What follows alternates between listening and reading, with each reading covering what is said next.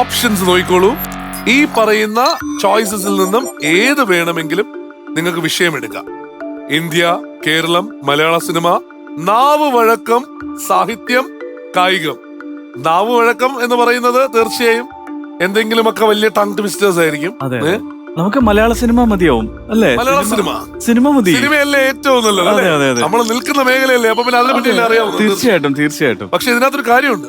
ഇവര് മലയാള സിനിമ എടുത്തതുകൊണ്ട് തന്നെ നിങ്ങൾക്ക് ഓപ്ഷൻ നമുക്ക് ഓപ്ഷൻ ഇല്ല. ആ ഓപ്ഷൻ ഇവിടെ തീർന്നു.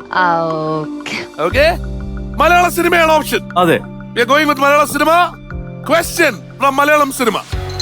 മലയാള സിനിമയുടെ പിതാവായ JC ഡാനിയലിന്റെ ജീവിതം ആസ്പദമാക്കിയ സെല്ലുലോയിഡ് എന്ന സിനിമയിലെ നായകൻ ആരായിരുന്നു? മലയാള സിനിമയുടെ പിതാവായ JC ഡാനിയലിന്റെ ജീവിതം, അവരുടെ മാത്രം ക്വസ്റ്റ്യനാ. അവര് പാസ് ചെയ്താലേ നമുക്ക് എന്തെങ്കിലും ചെയ്യാൻ പറ്റും.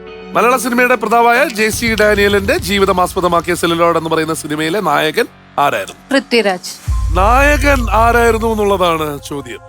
അതിനകത്ത് ഫിലിമിലെ അല്ലേ? അതെ, നായകൻ ആരായിരുന്നു എന്നുള്ളതാണ് ചോദ്യം. എമ്പുരാന്റെ ഡയറക്ടർ. ഇനി അതിൽ കൂടുതൽ ഒന്നും പറയുന്നില്ല. സത്യമാണ്, പൃഥ്വിരാജാണ്. ചോദിച്ചാൽ ഈ കുട്ടിയൊക്കെ ഞെട്ടിപ്പോവല്ലോ.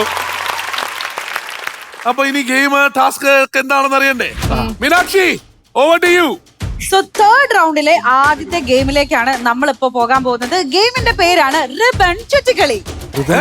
റിബൺ ചുറ്റിക്കളി, യെസ്. അപ്പൊ ബേസിക്കലി ഗെയിം വളരെ സിമ്പിൾ ആണ്. മീനാക്ഷിക്ക് എന്തെങ്കിലും ചുറ്റിക്കളി ഉള്ളതുകൊണ്ടാണോ അങ്ങനെ പേരിട്ടത്? അല്ലല്ല, പറഞ്ഞു തരാം. ഈ ടാസ്ക് ഞാൻ കാണിക്കുന്ന കാണുമ്പോൾ നിങ്ങൾക്ക് മനസ്സിലാവും എന്തുകൊണ്ടാണ് ഈ ഒരു പേര് വരാൻ കാരണമെന്ന്. അതായത് ഈ ഒരു റിബൺ റോഡ് ഒരു കയ്യിൽ പിടിക്കുക, മറു കയ്യിൽ ഈ റിബൺ ഇങ്ങനെ ചുറ്റണം. അതാണ് ചുറ്റിക്കളി. അല്ലാണ്ട് എനിക്ക് ചുറ്റിക്കളി ഉണ്ടായിട്ടല്ല. അങ്ങനെ ടാസ്ക് കംപ്ലീറ്റ് ചെയ്തതിന് ശേഷമാണ് ട്വിസ്റ്റ് വരുന്നത്. മുന്നിൽ 4 മിസ്റ്ററി ബോക്സസ് ഉണ്ട്. അതിൽ നിന്ന് ഒരു മിസ്റ്ററി ബോക്സ് എടുത്ത് പുറത്തേക്ക് കടക്കണം, ഡോം അടയ്ക്കുന്നതിന് മുൻപ്. അപ്പൊ ആരാ പോകുന്നത്? ഇത് ഫുള്ളായിട്ട് നമ്മുടെ കയ്യിൽ ചുറ്റണോ? അതായത് ഫുള്ളായിട്ട് ചുറ്റണം. പിന്നെ ചേർത്തേട്ടൻ ചുറ്റിക്കാൻ വേണ്ടി ചുറ്റിക്കളിയുള്ള ആള് തന്നെ പോട്ടെ അല്ലേ? ശരത്തെ മനസ്സിലായിരിക്കണം. ശരത്തെ റെഡി അല്ലേ? അപ്പൊ ഓടൂ, വാരൂ, നേടൂ, ഗോ.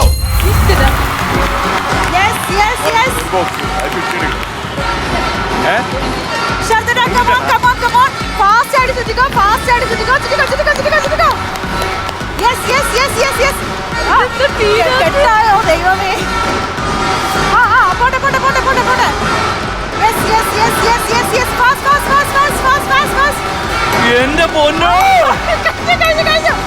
കഴിഞ്ഞു.